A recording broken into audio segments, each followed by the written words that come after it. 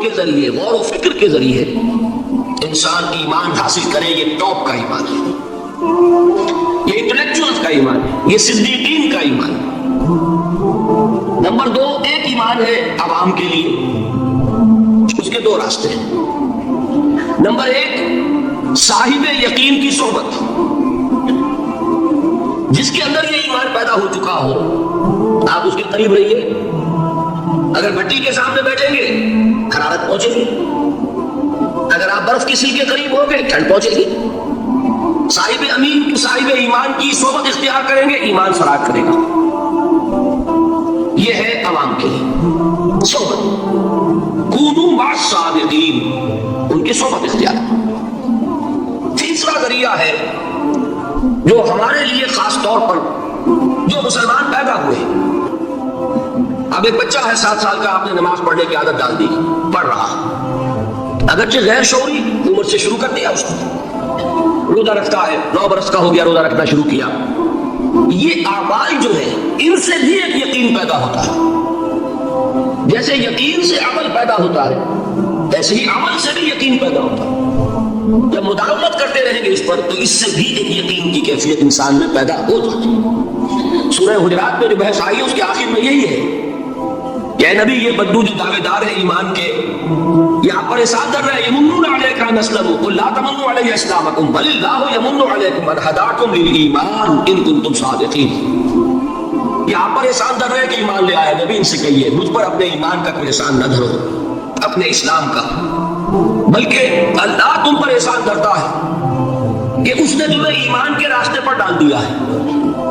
جب اسلام پر آ گئے ہو تو عمل کرتے رہو گے، تطیعوا اللہ ورسولہ، اگر عمل کرتے رہو گے تو اس عمل کے ذریعے سے بھی تمہارے اندر ایمان پیدا ہو جائے گا۔ تو یہ 3 راستے ذہن میں رکھیے، جو عوام ہے، غور و فکر، سوچ بچار، اس کی صلاحیت نہیں یا مواقع نہیں، ان کے لیے یہ 2 راستے ہیں، یقین بذریعہ عمل اور یقین بذریعہ صحبت۔ یہاں سے اٹھا رہے ہیں لوگوں کو، بار بار یہی آ جاتے ہیں، لائک کو دقت ہوتی ہے، یہاں پہ کوئی سال پہلے سے روک دیا کرے گا جو بعد میں گڑبڑ ہوتی ہے۔ تو ایک ایمان ہے انٹلیکچوئلز کا، صدیقین کا، جن کو قرآن کہتا ہے اولو الالباب الذین یعقلون، ان فی خلق السماوات والارض واختلاف اللیل والنہار لآیات لأولی الالباب، ہوش مندوں کے لیے، عقل مندوں کے لیے، غور و فکر کرنے والوں کے لیے، اصحاب دانش و بینش کے لیے ہماری کائنات میں ہماری نشانیاں ہیں، غور کرو اور ہمیں پہچانو، خود اپنے اندر جھانکو اور ہمیں پہچانو، اور ہماری یہ آیات جو ہیں ہمارے کلام کی، اس کی آیات جو ہیں ان میں وہ ایمان رچا بسا ہوا ہے، ان پر غور کرو، غوطہ زنی کرو، قرآن میں وہ غوطہ زن ہے مرد مسلمان۔ یہ ہے ٹاپ کا ایمان، یہ ہے اصل وہ ایمان یہ جو مطلوب ہے۔ اب باقی حضرات جو ہیں ان کے قریب رہیں گے، ایمان حاصل کر لیں گے، اور جو اعمال اللہ نے بتائے ہیں ان پر عمل کرتے رہیں گے، ایمان حاصل۔ اب دوسری بات کی طرف آئیے، نفاق سے کیسے بچا جائے، اس کے لیے بھی 3 عمل ہیں۔ پہلی چیز، اور 2 چیزیں تو وہ ہیں کہ جو سورہ منافقون ہی کے دوسرے رکوع میں بیان ہوئی۔ پریونشن کیسے ہوگی، بچو گے کیسے؟ دوام ذکر، اللہ کو یاد رکھو، یا ایھا الذین آمنوا لا تلھکم اموالکم ولا اولادکم عن ذکر اللہ ومن یفعل ذلک فاولئک هم الخاسرون۔ دل کو غفلت میں مت آنے دو، دل غافل ہوگا شیطان کا ڈیرا بن جائے گا۔ وہ دوام ذکر میں البتہ یہ ذہن میں رکھیے کہ دوام ذکر کا ذریعہ کیا ہے، اس میں مغالتے ہیں لوگوں کو، جو سب سے بڑا ذکر ہے اس کو بھولے ہوئے ہیں، اور جو تیسرے چوتھے نمبر کا ذکر ہے اس کو سمجھ بیٹھے ہیں کہ بس یہی ذکر ہے۔ سب سے بڑا ذکر، مجسم ذکر قرآن ہے، الذکر انا نحن نزلنا الذکر وانا له لحافظون۔ تو الذکر کون سا ہے؟ قرآن۔ اسی کو فرمایا، میں نے وہ آیت سنائی تھی کہ لوگ تنزیہ کہتے تھے، یا ایھا الذی نزل علیہ الذکر انک لمجنون، حضور سے مخاطب ہو کہتے ہیں فلاں جس کے اوپر کہ اس کے خیال کے مطابق ذکر نازل ہوا ہے، ہم تو تمہیں پاگل سمجھتے ہیں۔ وہاں بھی لفظ کیا ہے؟ الذکر۔ تو معلوم کیا ہوا؟ انا انزلنا الیک الذکر لتبین للناس ما نزل الیہم، یہ الذکر ہے۔ تو اس سے بڑا ذکر کوئی نہیں۔ تلاوت قرآن، تدبر قرآن، غور و فکر قرآن کا، قرآن کو یاد کرنا، اس پر میرا کتاب چاہے مسلمانوں پر قرآن مجید کے حقوق، اب تو یہاں شاید کوئی کتاب موجود نہیں رہی ہے، اور اگر آپ کو ضرورت ہوتی ہے پاکستان سے منگا لیتے ہیں ہر شے، پڑھیے انشاءاللہ آ جائے گی چیزیں۔ نمبر 2 ذکر کیا ہے؟ اقیم الصلاۃ لذکری، نماز کو قائم کرو میری یاد کے لیے۔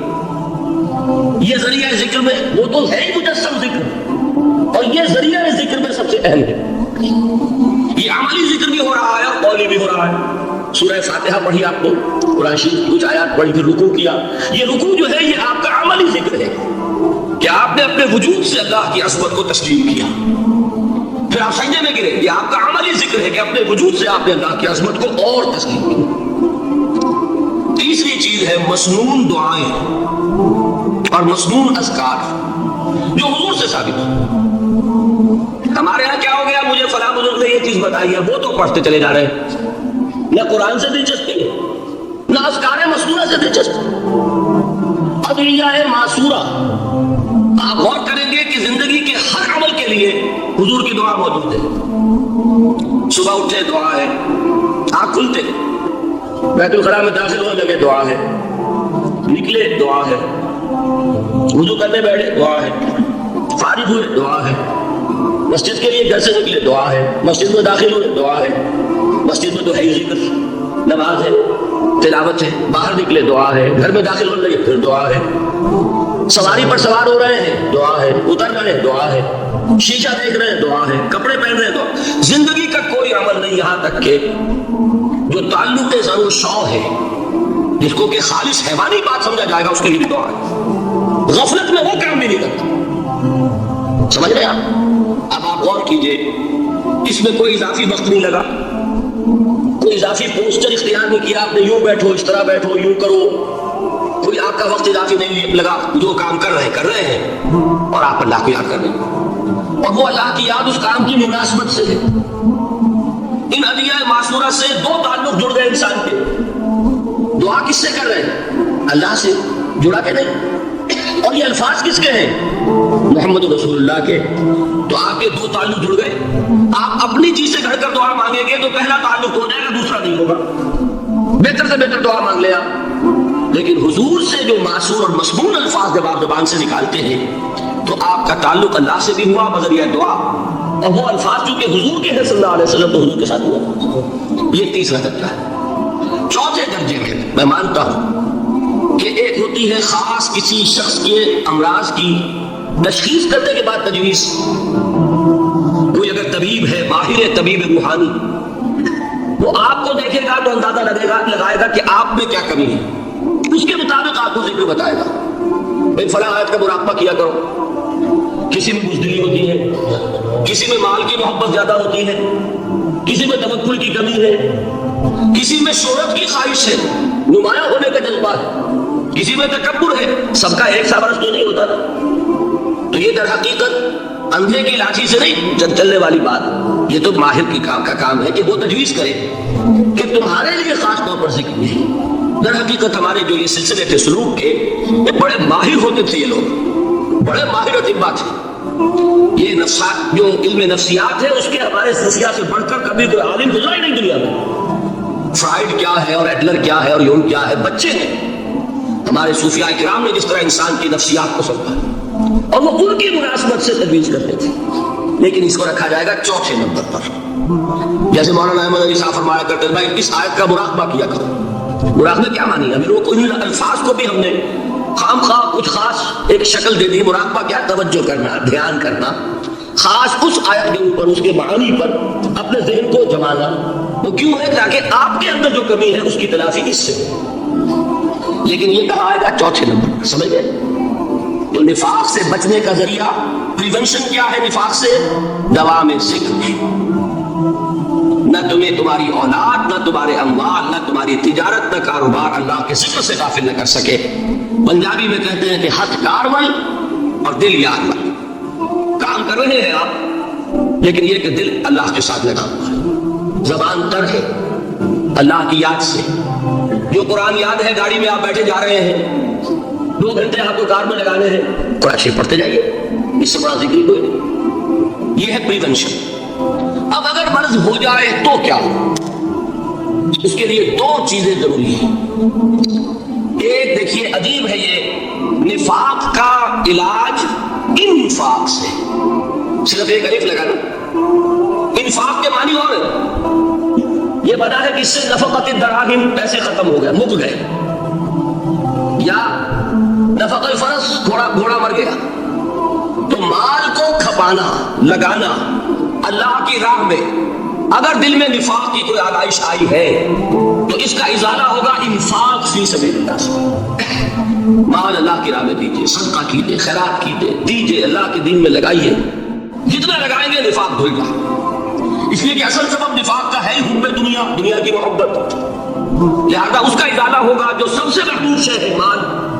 انہ لحب الخیر لشدید، مال محبوب ترین ہے کہ نہیں؟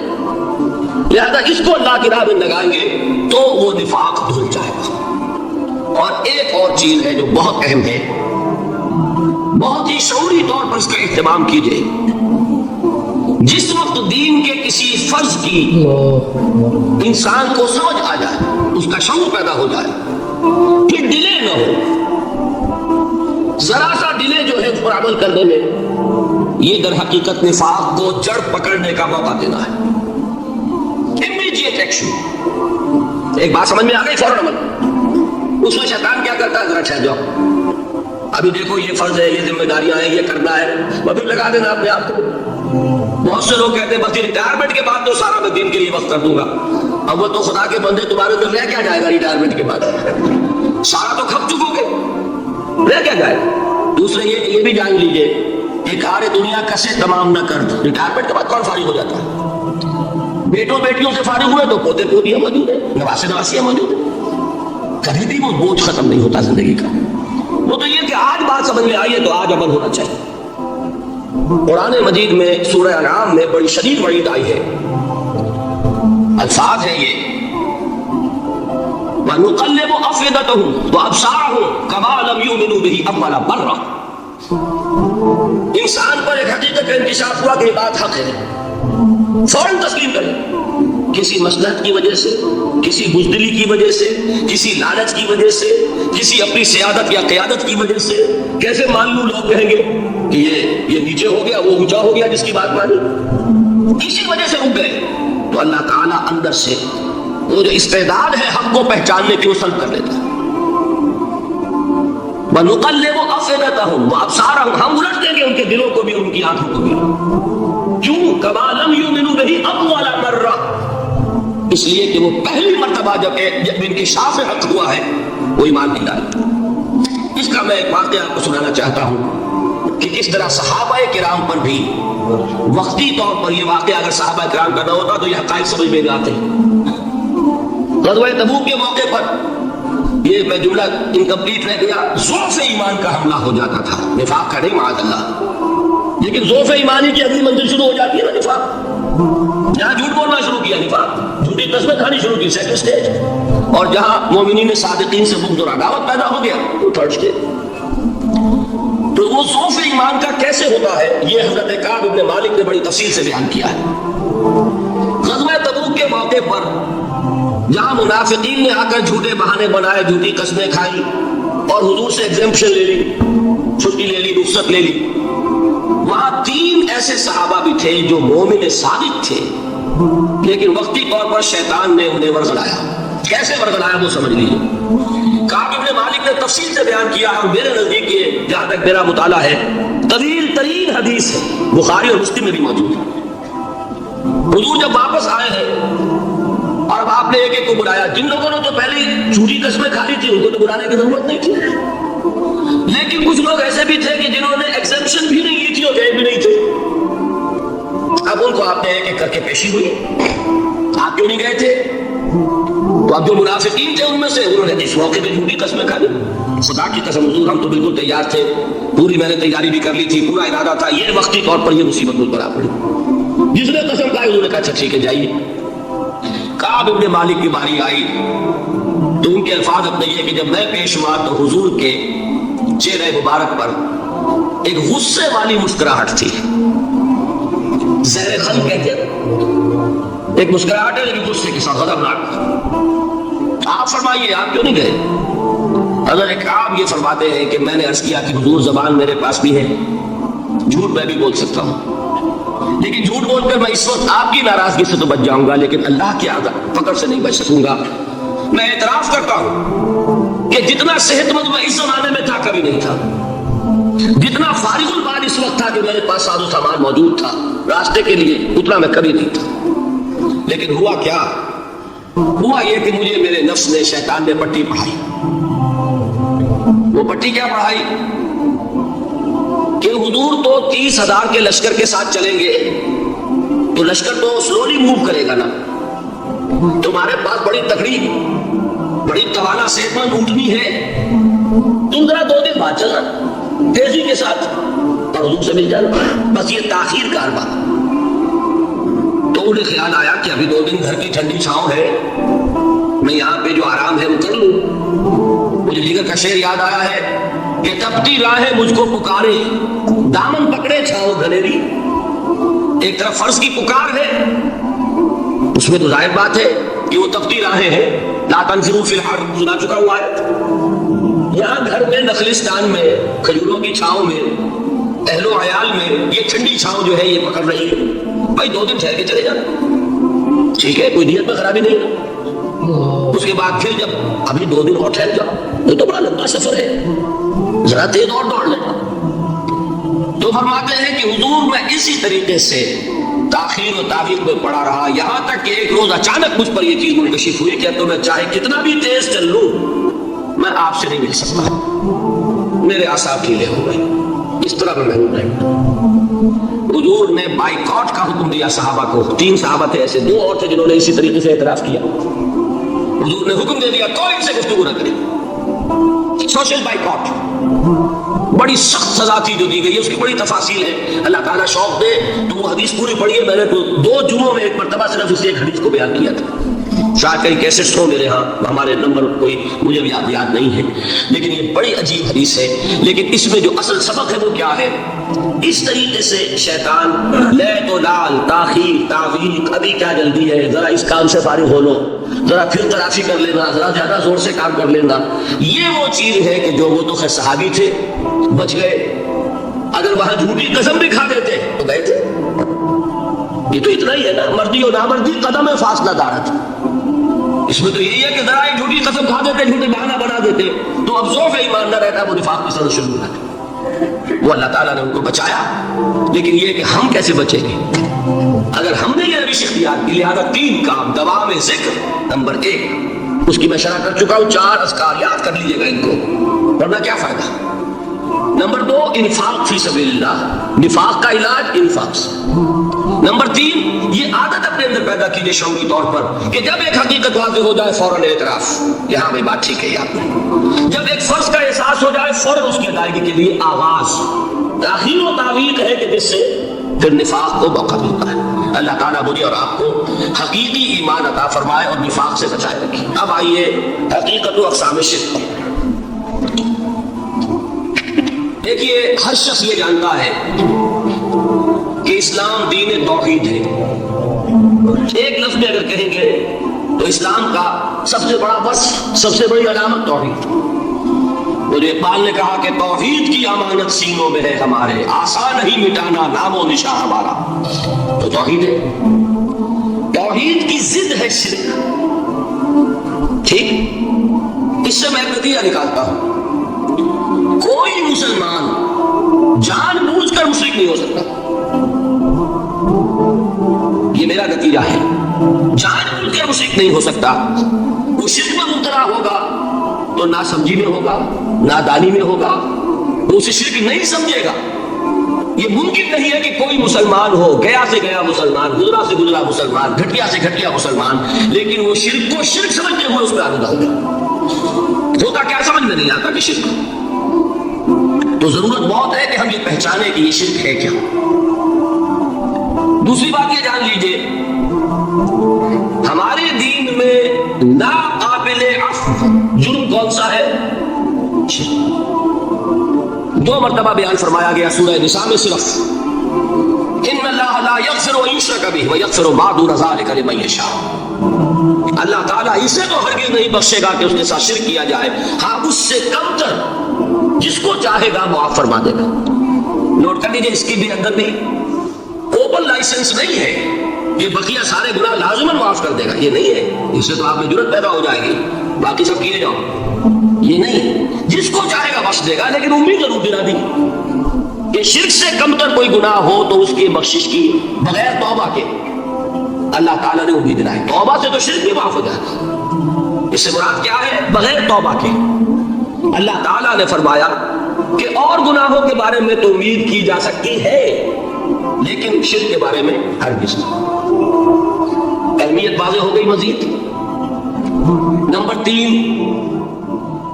اس شرک کی ہماگیریت کا عالم یہ ہے کہ سورہ یوسف کی آیت مبارکہ ہے وَمَا يُؤْمِنُ أَكْثَرُهُمْ بِاللَّهِ إِلَّا وَهُمْ مُشْرِكُونَ. انسانوں کی اکثریت کا حال یہ ہے کہ وہ اللہ پر ایمان نہیں رکھتے مگر کسی نہ کسی قسم کے شرک کے ساتھ. یہ یونیورسلٹی ہے اس کی. اس اللہ کو بھی مان رہے ہیں لیکن کسی نوع کا شرک جو ہے وہ بھی لگا رکھا. وَمَا يُؤْمِنُ أَكْثَرُهُمْ بِاللَّهِ، انسانوں کی اکثریت کا حال یہ ہے کہ وہ ایمان نہیں رکھتے اللہ پر الا وهم مشرکون، مگر یہ کہ کوئی نہ کوئی شرک بھی کرتے ہیں. چوتھی بات یہ سمجھیے کہ شرک ہر دور میں بھیس بدل کر آتا ہے. یہ ضروری نہیں ہے کہ شرک کی جو قسمیں آج سے 200 برس پہلے تھی صرف وہی آج بھی رہے. ہو سکتا ہے کہ بالکل نئی شکلیں اس شرک نے اختیار کی. اس سے کیا نتیجہ نکلا کہ اگر اجتہادی بصیرت نہیں ہوگی تو ہو سکتا ہے کہ ایک شخص جو ہمارے سابق علماء نے لکھ دیا یہ چیز شرک، یہ چیز شرک، یہ چیز شرک، یہ چیز شرک، آج سے 500 برس پہلے کا انسان بڑے سے بڑا عالم دین اپنے زمانے کے شرک کو پہچان کر تو لکھ سکتا ہے. اس سے تو آپ بچ رہے ہیں. امام ابن تیمیہ نے اس کو شرک قرار دیا، اس کو شرک قرار دیا، اس کو شرک قرار دیا. کوئی شخص ہے جو اس سے تو بچ گیا. امام صاحب کی دی ہوئی بصیرت سے اس نے ان جو اقسام ہے شرک کی ان کو پہچان لیا، لیکن یہ عین ممکن ہے کہ آج کے شرک کو وہ نہ پہچان رہا ہو. اپنی جگہ وہ سمجھ رہا ہو اپنے آپ کو بہت بڑا موحد، جبکہ اس دور کا جو شرک ہے اس میں ملوث ہو. اس کو میں نے کہا ہے کہ اس شرک کے بارے میں بڑی اجتہادی بصیرت کی ضرورت ہے. فارسی کا ایک شعر ہے، بڑا پیارا شعر ہے، بہر رنگے کے خواہی جامہ بھی پوش من انداز قدت رامی شناسا. اپنے محبوب سے کہہ رہا ہے شاعر کہ تم جس طرح کا چاہو لبادہ اوڑھ لو، میں تمہیں تمہارے قد سے پہچان لوں گا. کتنا ہی چھپا لو اپنے آپ کو، کیسے ہی لباس بدل لو. بہر رنگے کے خواہی جامہ می پوش من انداز قدت رامی شناسا، میں تمہارے قد سے تمہیں پہچانوں. یہ اگر بصیرت نہ ہو کہ شرک کو اس کے قد سے پہچان سکے گا، اس کے لیے ضرورت ہے اصولوں کی. دیکھیے جس طرح الجبرا کے اصول ہوتے ہیں، فارمولا ہے، فارمولا ہاتھ میں آ گیا، مسئلے حل کرتے چلے جا رہے ہیں، آپ اپلائی کرنے کی دے رہے فارمولے کی. اگر آپ نے صرف گنتی کر کے کسی زمانے کے شرک وہ تو سمجھ لیے، لیکن وہ بصیرت باطنی حاصل نہیں ہوئی، اجتہادی بصیرت، وہ اصول ہاتھ میں نہیں آئے کہ جس سے آپ پہچان سکیں، تو ہو سکتا ہے کہ اس دور کے شرک کو آپ نہ پہچان سکیں. اس کے لیے ضرورت ہے کہ اصل اصول ہاتھ میں آ جائیں تاکہ اصولوں پہ اپلائی کریں. ایک بات مجھ سے اور سن لیجئے، میرا اپنا یہ تاثر ہے ہمارے دین میں خیر، بھلائی، نیکی، چاہے وہ نظریے کی ہو، علم کی ہو، عقیدے کی ہو، عمل کی ہو، اخلاق کی ہو، وہ سب کیا ہے؟ وہ توحید ہی کے شجرہ طیبہ کی شاخیں ہیں. اور شر، برائی، گمراہی، خیالات کی ہو، نظریات کی ہو، علم کی ہو، عقیدے کی ہو، عمل کی ہو، اخلاق کی ہو، سب کے دانے شرک کے شجرہ خبیثہ سے ملتے ہیں. اس شجرہ خبیثہ کے برگوبار ہے جو بھی برائی ہے عمل کی یا علم کی، اور اس شجرہ طیبہ کے برگوبار ہے جو بھی خوبی ہے عمل کی یا عقیدے کی. یہ میرا تاثر ہے. اور جب تک اس انداز میں وہ آپ کو اندرونی رشتے ظاہر نہیں ہوں گے، آپ پر منکشف نہیں ہوں گے، وہ اجتہادی بصیرت جو ہے پیدا نہیں ہو سکے گی. اب آئیے ایک اور بات دیکھیے، شرک میں اور الحاد میں کیا فرق ہے یہ بھی ہم نہیں سمجھتے۔ الحاد مادہ پرستی وہ کیا ہے؟ ایتھیزم، کسی بھی خدا کا انکار۔ ہمارے آج کے دور کی سب سے بڑی گمراہی ہے۔ شرک کیا ہے؟ خداؤں کو ماننا۔ یہ کیا ہے؟ تھیزم ہے، لیکن پولی تھیزم ہے۔ توحید کیا ہے؟ مونو تھیزم ہے، ایک خدا کا ماننا۔ لیکن شرک کے اندر ایک اور حقیقت کو پہچان لیجئے، شرک میں ہمیشہ ٹاپ پر ایک خدا کو مانتے ہیں، باقی سارے خدا نیچے ہوتے ہیں، اوپر جا کر وہ توحید ہوگی ہمیشہ۔ کوئی مشرکانہ نظام ایسا نہیں ہے جو ٹاپ پر جا کر توحید نہ بنتا۔ دیکھیے ہندو دیویاں دیوتا بے شمار، لیکن مہادیو وہ بھی کیا دو ہیں؟ مہادیو وہ تو ایک ہے۔ انگریزی میں گاڈز گاڈیسز، لیکن وہ چھوٹے جی سے لکھے جائیں گے، چھوٹے جی سے لکھے جانے والے gods and goddesses. Roman mythology ہو، گریک مائتھولوجی ہو، ان دیویوں دیوتاؤں کے نام ہی آپ نہیں یاد کر سکتے، لیکن گاڈ بڑے جی سے وہ ایک ہے کہ نہیں؟ ٹاپ پر جو ہے وہ ایک ہے، اس کو وہ بھی مانتے ہیں کہ اومنی پوٹنٹ، اومنیشنٹ، اومنی پریزنٹ، علی کل شیء قدیر، بکل شیء علیم، ہر جگہ موجود، وہ تو ایک ہی ہے، وہ تو کیپٹل جی سے لکھا جائے گا۔ باقی اس کے نیچے فوج ہے دیویوں کی، دیوتاؤں کی، خداؤں کی اور خدانیوں کی، وہ گاڈ اینڈ گاڈیسز ہیں۔ عرب میں کیا تھا؟ میں نے پہلے آپ کو وہ دو مثالیں دے دی ہیں، تیسری اور ایران کی لے لیجیے۔ خیر کا خدا اور شر کا خدا اور، ایک یزدا ایک اہرمن، ٹھیک سنویت ہو گئی نا، دو خداؤں کو مانا، لیکن وہی ہے جو خدائے خدائے گاں، خداؤں کا خدا، اس کو ایک ہی مانتے ہیں۔ یہی معاملہ عرب میں تھا، اللہ وہ ایک ہی تھا ان کے ہاں۔ قرآن میں آتا ہے ان سے پوچھئے وَلَئِن سَأَلْتَهُم مَّنْ خَلَقَ السَّمَاوَاتِ وَالْأَرْضَ لَيَقُولُنَّ اللَّهُ۔ جب ان سے کہا جاتا ہے کہ کس نے پیدا کیا آسمان اور زمین کو، یہ فوراً کہیں گے اللہ۔ وَأَنَّىٰ يُؤْفَكُونَ، تو یہ ماننے کے بعد کدھر جا رہے ہیں؟ وہ کیا کہتے تھے کہ وہ بڑا اللہ تو ایک ہی ہے، لیکن چھوٹے آلہہ ہیں۔ آلہہ اور اللہ میں وہی فرق ہے جو کیپٹل جی کا گاڈ اور چھوٹے جی سے گاڈ اینڈ گاڈیسز، وہی فرق ہے کہ جو مہادیو اور دیویوں اور دیوتاؤں میں ہے، وہی وہاں تھا اللہ وہ ایک اور سپریم، سب سے بالا تر، اس سے اوپر کوئی نہیں، تخلیق میں اس کا کوئی ساجی نہیں، لیکن اس میں کچھ آلہہ ہیں جنہیں کچھ اختیارات تقسیم کیے ہوئے ہیں، کچھ اس کے لاڈلی ہستیاں ہیں جو سفارش کر سکتی ہیں۔ بس یہ شرک تھا مشرکین مکہ۔ بات سمجھ رہے ہیں؟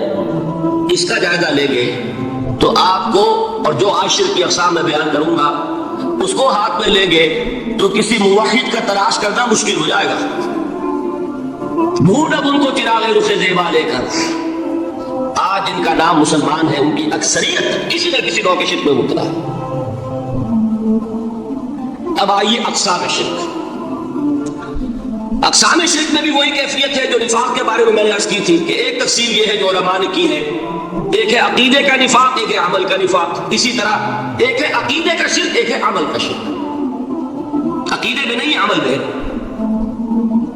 ایک تقسیم آپ نے سنی ہوگی شرک جلی، شرک خفی، ایک ہے ننگا شرک، کھلا شرک، ایک ہے چھپا ہوا شرک جو نظر نہیں آتا۔ لیکن ایک مغالطہ اپنے دل سے نکال دیجئے، بعض لوگ شرک خفی کو شرک نہیں سمجھتے، یہ بہت بڑی غلطی ہے۔ اگر وہ شرک نہ ہوتا تو حضور اسے شرک نہ کہتے، کوئی اور لفظ، عربی زبان کا دامن جو ہے محدود نہیں ہے، پھر اس کے لیے کوئی اور لفظ اختیار فرمایا جاتا ہے وہ شرک۔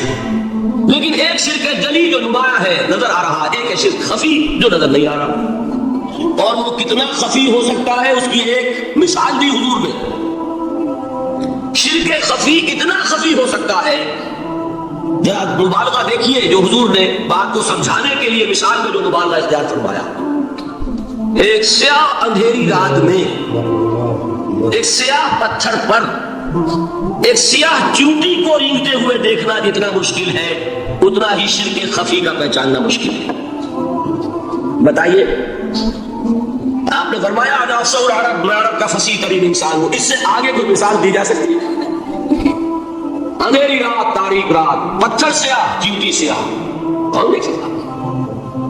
جتنا اس کو دیکھنا ناممکن ہے اتنا ہی شرک خفی کا پہچاننا مشکل ہے.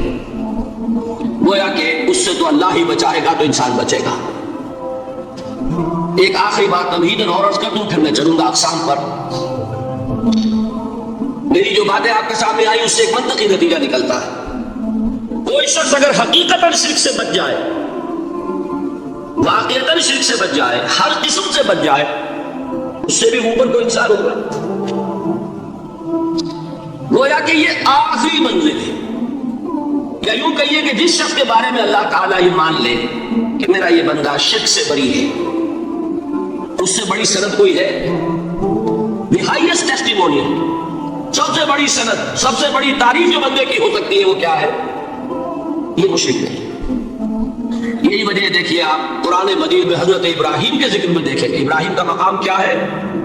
خلیل اللہ، ابو الانبیاء، امام الناس. تین نسبتیں ہیں، تینوں بڑی عظیم. اللہ کے ساتھ نسبت کیا ہے؟ خلیل.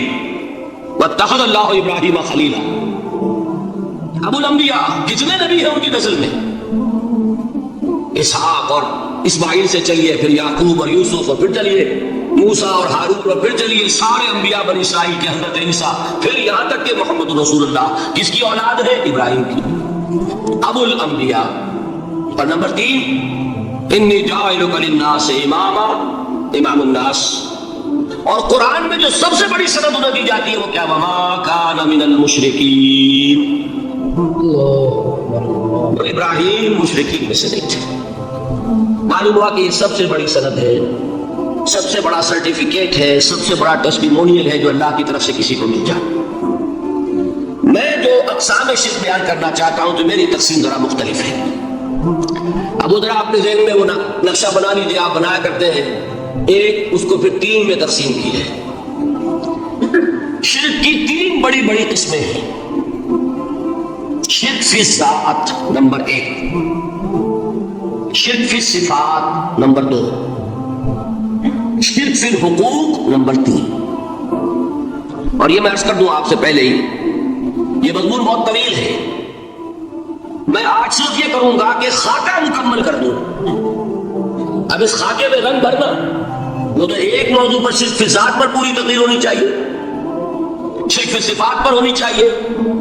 ایک ایک گھنٹے کے میرے 6 کیسٹ ہیں اللہ کے فضل و کرم سے جو کئی سال سے وہ پھیل رہے ہیں. 6 گھنٹے میں میں نے ان چیزوں کو بیان کیا. وہ موجود ہوں گے لیکن آج وہ خاکہ ذہن میں بنا لیجیے اور کچھ آپ کو الجبرے کے فارمولے ہاتھ میں آ جائے تاکہ خود آپ میں صلاحیت پیدا ہو جائے پرکھنے کی کہ اس فارمولے کو اپلائی کر کے دیکھ لیں یہ شرک ہے یا نہیں. یہ 2 کام تو میں انشاءاللہ آج کر دوں گا، آپ مطمئن رہیں. باقی ہے کہ تفصیل وہ تو ہر سلسلے میں تفصیل پہ بہت ہوگی. وہ شوق ہو تو وہ کیسے چھاپ سنیے. تو 3 تقسیمیں ہو گئی. شرک فی ذات، اللہ کی ذات میں کسی کو شریک کر دینا، یہ سب سے زیادہ نمایاں، سب سے زیادہ جلی، سب سے زیادہ عریاں اور اللہ تعالیٰ کو سب سے زیادہ مبغوض اور ناپسند شرک. شرک فی صفات نمبر 2، یہ ایک علمی مسئلہ ہے جس میں آدمی ٹھوکر کھا جاتا ہے اگر محتاط نہ ہو. بڑے سے بڑے آدمی کو ٹھوکر لگ جائے گی. اس کا میں فارمولہ صرف آپ کو دوں گا، وہ ذہن میں رکھ لیجئے، پھر جہاں چاہے اپلائی کیجئے انشاءاللہ تعالیٰ آپ کو ٹھوکر نہیں لگے. شرک فی الحقوق، اسی کا دوسرا نام شرک فی العبادت ہے. اللہ کا حق کیا ہے بندے پر؟ بندہ اللہ کی عبادت کرے. لیکن اس کو 5 اس کے مظہر ہے، ان میں گن کر بتا دوں گا کہ یہ شرک فی العبادت ہے. شرک فی العبادت کی اکثر شکلیں وہ ہیں کہ جو عملی شرک علماء جسے کہتے ہیں، اور اس کی شکلیں وہ ہو جائیں گی جن کو شرک خفی کہتے ہیں. تو سب سے جلی شرک فی الذات، سب سے خفی شرک فی الحقوق یا شرک فی العبادت. درمیان میں ایک علمی اعتبار سے مسئلہ ہے شرک فی صفات کا. اب آئیے سب سے پہلے شرک فی الذات. اس کی 2 قسمیں ہیں، اس کو تقسیم کیجئے 2 میں. ایک قسم جو زیادہ جلی ہے، زیادہ عریاں ہے، زیادہ ننگی ہے. یہ عجب ستم ظریفی ہے تاریخ کی کہ وہ ان قوموں میں پیدا ہوئی جو اپنا تعلق رسولوں سے جوڑتی ہے. کیا کہ کسی کو خدا کا بیٹا بنا دینا، بیٹی بنا دینا. اب ظاہر بات ہے بیٹا بیٹی بنا دینا بالکل ہم پلہ کر دیا کہ نہیں؟ نو وہی ہو گئی کہ نہیں؟ دیکھیے غور کیجیے، گدھے کا بیٹا گدھا ہوگا، گھوڑے کا گھوڑا ہوگا، خدا کا خدا ہوگا. انسانوں میں آ جائیے، سید کا بیٹا سید ہوگا، مغل کا بیٹا مغل ہوگا. یہ بالکل ہم کفو بنا دینے والی بات ہے، بالکل ہم پلہ، ہم جنس، ہم نوع. یہ بدترین شرک ہے. اور آپ کو معلوم ہے یہ شرک کن میں پیدا ہوا؟ یہود کے ایک گروہ میں پیدا ہوا جنہوں نے حضرت عزیر کو خدا کا بیٹا قرار دیا. قالت الیہود عزیر ابن اللہ. سب سے زیادہ پیدا ہوا عیسائیوں میں جنہوں نے حضرت مسیح کو خدا کا بیٹا قرار دیا. اور واقعہ یہ کہ اس گمراہی میں ان سے آگے کوئی نہیں جا سکتا. ان بدبختوں نے یہاں تک صراحت کی ہے کہ مسیح خدا کا صلبی بیٹا ہے. اس لیے کہ دو لفظ آتے ہیں، ایک ہوتا ہے ابن، ایک ہے ولد. ان میں ذرا فرق ہے. ابن کا لفظ عربی زبان میں کسی اور سینس میں بھی استعمال ہوتا ہے. ابن السبیل کسے کہتے ہیں؟ مسافر کو. کہ کیا وہ مسافر اور کیا وہ رستے کا بیٹا ہوتا ہے، سبیل کا بیٹا. ابن الوقت کسے کہتے ہیں؟ اپارچونسٹ. ابن الوقت کوئی اصول نہیں. گنگا گئے تو گنگا رام اور جمنا آئے تو جمنا داس. یہ کیا ہے؟ ابن الوقت. لیکن ابن کے معنی جو ہے وہ بیٹے کے لیے تو تعویل ہو سکتی ہے، لیکن انہوں نے ولد کہا. ولد کسے کہتے ہیں؟ صلبی بیٹے. یہ بدترین شرک ہے. یہی وجہ ہے کہ قرآن مجید میں آپ دیکھیں گے کہ جتنا غضب اللہ کا ان پر بھڑکا ہے اس عقیدے پر. وَيُنذِرَ الَّذِينَ قَالُوا اتَّخَذَ اللَّهُ وَلَدًا. یہ قرآن نازل ہوا ہے محمد پر صلی اللہ علیہ وسلم تاکہ وہ خبردار کرے انہیں جنہوں نے یہ کہا ہے کہ اللہ نے کسی کو بیٹا بنایا. یہ سورہ کہف میں ہے اور اگلی سورت سورہ مریم میں تو ایسا غضب اللہ کا ظاہر ہوتا ہے. وَقَالُوا اتَّخَذَ الرَّحْمَنُ وَلَدًا لَقَدْ جِئْتُمْ شَيْئًا إِدًّا تَكَادُ السَّمَاوَاتُ يَتَفَطَّرْنَ مِنْهُ وَتَنشَقُّ الْأَرْضُ وَتَخِرُّ الْجِبَالُ هَدًّا أَن دَعَوْا لِلرَّحْمَنِ وَلَدًا وَمَا يَنبَغِي لِلرَّحْمَنِ أَن يَتَّخِذَ وَلَدًا. انہوں نے کہا کہ رحمان نے کسی کو بیٹا بنایا. تم بہت بڑی گستاخی کی بات کر رہے ہو. تمہاری اس گستاخی کی وجہ سے آسمان پھٹ پڑنے کو ہے، زمین شق ہو جانے کو ہے، اور قریب ہے کہ پہاڑ ایک دھماکے کے ساتھ گر جائے. کہ انہوں نے خدا کے لیے بیٹا تصدیق کر دیا، حالانکہ اللہ رحمان اس کی شان اس سے بہت بلند و بالا ہے کہ اس کے کوئی بیٹا. اس کی وجہ بھی سمجھ لیجئے کہ بیٹے کی ضرورت کسے ہوتی ہے؟ جو خود فانی ہو. کیوں ہے آپ کو طلب بیٹے کی؟ ہم نہ ہوگے ہمارا نام زندہ رہے. یہ ایک ایٹرنل ہونے کی خواہش ہے، انہیرنٹ. نام چلے گا، اسی لیے بیٹی سے آدمی سمجھتا ہے کہ نام نہیں چلتا. یہ طلب جو ہے بیٹے کی کیوں ہے؟ بیٹے سے نسل چلتی ہے. اس کی ضرورت کس کو ہے؟ جو خود فانی ہے. وَمَا يَنبَغِي لِلرَّحْمَنِ أَن يَتَّخِذَ وَلَدًا. جو خود باقی ہے ہمیشہ کے لیے، اس کو کوئی احتیاج نہیں. تو آپ نے بات سمجھ لی. میں بہت مختصر بات کروں گا آج. اسی طریقے سے حضرت ابراہیم کی نسل سے تھے جو مکے کے لوگ اور عرب کے لوگ، بنی اسماعیل. جو موحد کامل تھا ابراہیم، جس کو اتنی مرتبہ سند ملی وَمَا كَانَ مِنَ الْمُشْرِكِينَ، ان کی نسل میں وہ لوگ تھے جنہوں نے فرشتوں کو خدا کی بیٹیاں بنا دیا. یہ جو ان کی دیویاں تھی یہ مؤنث، لات، عزا، منات، یہ سب کیا مؤنث نام ہے. انہوں نے یہ کہا کہ فرشتے جو ہیں وہ خدا کی بیٹی ہیں. اصل میں عقیدہ کیسے ہوتا ہے؟ انہوں نے کہا بڑے لاڈلے ہیں، لاڈلی ہوتی ہے بیٹی بہت زیادہ، تو یہ خدا کی بیٹیاں. ہوتے ہوتے ان کا یہ عقیدہ ایسا پکا ہوا کہ بجائے استعارے کے انہوں نے حقیقت بنا دیا یہ خدا کی بیٹی ہے. ان پر قرآن مجید نے کئی جگہ پر ذرا ایک لطیف انداز میں تنزیہ پیرائے میں بھی کہا ہے کہ بھائی تم نے خوب کیا. انہوں نے الاٹ کیا تو بیٹا تو کیا، تم نے اللہ کو الاٹ کی تو بیٹیاں کی جو تمہیں خود پسند نہیں. अलकुम البنون, तुम्हारे लिए बेटे हो, और लहुल बनात, और उसके लिए बेटी है. तो ये तो जरा एक लतीफ अंदाज है, तंजिया कराया है. लेकिन इन तीनों को अब आप एक जगह कर लीजिए. बेटा बेटी करार देने का शिर्क क्या है? शिर्क फी ज़ात, हर एतबार से अल्लाह का मिसल बना देना, हम कुफ्र बना देना, हम पल्ला बना देना, जात में शरीक कर देना, ये बदतरीन शिर्क है. यही वजह है, देखिए कुरान मजीद की अजीम तरीन सूरत कौन सी है? सूरह इखलास, जो 1/3 कुरान के मसावी हुजूर ने करार दिया जिसको सुरत कुरान के मसावी, वो दर हकीकत इसी शिर्क की नफी पर है. कुल हुवल्लाहु अहद अल्लाहु समद लम यलिद वलम यूलद वलम यकुल लहू कुफुवन अहद. यही आया उसमें सूरह बनी इसराइल की आयत आखिरी मैंने सुनाई थी. वक़ुल अल्हम्दुलिल्लाहिल्लज़ी लम यत्तखिज़ वलदा, कहो कि कुल शुक्र कुल तारीफ उस अल्लाह के लिए जिसने किसी को अपना बेटा बेटी नहीं बनाया.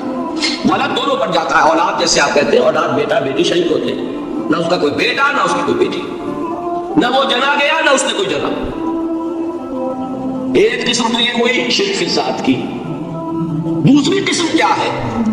ये उन मज़ाहिब में हुई है जो नबियों और रसूलों की तरफ निस्बत नहीं रखते, बल्कि फलसफियाना मज़ाहिब है. हिंदुस्तान के अक्सर मज़ाहिब फलसफियाना है. फलसफियाना मज़ाहिब में ये शिर्क फी ज़ात किस शक्ल में पैदा हुआ? दो शक्लें पैदा हुई. एक हमाऊस्त और एक हुलूल. हुलूल क्या है? अल्लाह ने किसी इंसान के अंदर अपने आप को हल कर दिया, इंसानी शक्ल में वो खुद जाहिर हो गया. अवतार का अकीदा, इंग्लिश में गॉड इनकारनेट. ईसाइयों में भी हजरत मसीह को गॉड इनकारनेट भी करार दिया जाता. खुद खुदा ने यह शक्ल इख्तियार कर ली. रामचंद्र जी हो, कृष्ण जी महाराज हो, क्या है? ये अवतार है. अल्लाह ने इनमें हुलूल किया या अल्लाह ने इनकी शक्ल में ज़हूर किया. समझ में आ गया? और एक अकीदा क्या है? ये बड़ा फलसफियाना मसला है. देखिए बड़ा टेढ़ा मसला है ये, लेकिन मैं इस वक्त उसकी तफसील में नहीं जाऊंगा, बहुत बारीक बातें हो जाएंगी. मसला क्या है कि अगर खुदा को मान ले तो फिर सवाल यह है कि खुदा ने इस कायनात को कैसे पैदा किया. ये एक सवाल आता है ज़हन में, जिसके नहीं आता वो कहेगा पागलपन है, खामखा इस पर तू सोचते हैं. लेकिन जिसके ज़हन में सवाल आ गया उसके लिए बड़ी मुसीबत हो जाती है. वो तो सोचता है इंसान का इख्तियार नहीं होता अपने ज़हन पर, वो लाख रोके उसे मत सोचो, वो बहुत सोचे. ये मुसीबत है फलसफियों की. कैसे पैदा किया? अब एक तसव्वुर तो ये है कि जैसे ये मेज है, बढ़ई ने बनाया इसको, बढ़ई अलहदा है, मेज अलहदा है. लेकिन इसमें ये बात माननी पड़ेगी कि पहले कोई चीज थी जिससे मेज बनाई. लकड़ी तो थी ना, उससे मेज बनाई. लिहाजा हिंदुओं में एक अकीदा ये है कि खुदा भी कदीम, मादा भी कदीम. खुदा ने उस मादे से ये शय बना दी, एक मादे से ये बना दी. कोई मिट्टी की तगारी होती है, कुम्हार उससे कोई रकाबी बना देता है, कोई वो हलिया बना देता है, कोई घड़ा बना देता है. मिट्टी तो है ना पहले. तो मादा भी कदीम, खुदा भी कदीम, और मादे से खुदा ने ये शक्लें बना. ठीक, ये भी संदियत हो गई, तौहीद तो खत्म हो गई. तो जिन लोगों का ज़हन था तौहीदी, लेकिन इस मसले में उलझ गए, उन्होंने एक और शक्ल तजवीज़ की कि खुदा खुद ही इस शक्ल में तब्दील हो गया. कैसे? जैसे बर्फ पिघलती है तो पानी बन जाता है. पानी कहां से आया? बर्फ से. अब कोई पूछे बर्फ कहां है? भाई यही पानी है, यही बर्फ है या नहीं? उसी पानी को आग के ऊपर आपने रख दिया, वो भाप बन गई. अब आप गए बर्फ कहां है, पानी कहां है? यही भाप जो है, यही दर हकीकत पानी है, यही भाप जो है, यही बर्फ है. ये है वो हमाऊस, पैंथीइज्म जिसको अंग्रेजी में कहते हैं, कि खुद खुदा ने रूप धार लिया इस कायनात का. ये दो फलसफे हैं. क्या है ये? बदतरीन शिर्क. पहली अगर शक्ल है तो वो इंसान खुदा करार पा गया, जिसको अवतार माना वो खुदा हो गया कि नहीं. और दूसरी शक्ल में तो हर चीज ही खुदा है, ये भी खुदा, ये भी खुदा, पत्थर भी खुदा, दरख्त भी खुदा, हर चीज खुदा. इसलिए बर्फ पिघली है तो पानी बना है. وہ پانی چاہے زیر زمین آ رہا ہے، وہ پانی چاہے زمین کے اوپر دریا کی شکل میں آ رہا ہے، یا زمین میں سودے چل رہے ہیں، پانی تو وہی برف ہے جو پہاڑوں پر ہمالیہ پر پڑا ہوا، وہی پگھل رہا ہے، یہ کچھ بن رہا۔ یہ ہے شرک فی الذات کی دوسری قسم جو دنیا میں رہی، پینتھیزم اور انکارنیشن، یا حلول اور ہماغوشتی۔ سمجھ میں آگے؟ اب میں ایک بات آپ سے عرض کروں گا، اللہ کا اس امت پر بہت بڑا فضل ہے جس کا آپ کو شکر ادا کرنا چاہیے۔ اس نوع کے شرک سے یہ امت 15ویں صدی شروع ہو جانے کے باوجود تاحال بحیثیت مجموعی محفوظ ہے۔ میں نے بحیثیت مجموعی کہا، کوئی افراد یا عوام الناس یا جوہلاء یا شعراء یا نعت گو وہ مبالغہ آرائی میں کوئی بات کہہ دیتے ہو تو وہ علیحدہ بات ہے، لیکن مسلمانوں میں کوئی مستند فرقہ اور اس کے جو مستند عقائد ہیں ان میں الحمدللہ آج تک ایسی کوئی چیز ثابت نہیں۔ اس کا جب آپ تقابل کریں گے تو آپ کا کیا خیال ہے عیسائیوں کو حضرت مسیح سے کتنی محبت تھی؟ اس کا تقابل کیجئے جو محبت مسلمانوں کو رہی حضور کے ساتھ۔ عیسائیوں کی محبت اس نے عشیر نہیں بنے گی، اس محبت کے باوجود کہ ہمیں 10 گنا 100 گنا 1000 گنا زیادہ محبت ہے حضور کے ساتھ، لیکن دیکھیے کہ انہوں نے خدا کا بیٹا بنا دیا۔ یہاں کسی نے حضور کے بارے میں یہ بات آج تک کہی؟ یہ بہت بڑا کنٹراسٹ ہے نا۔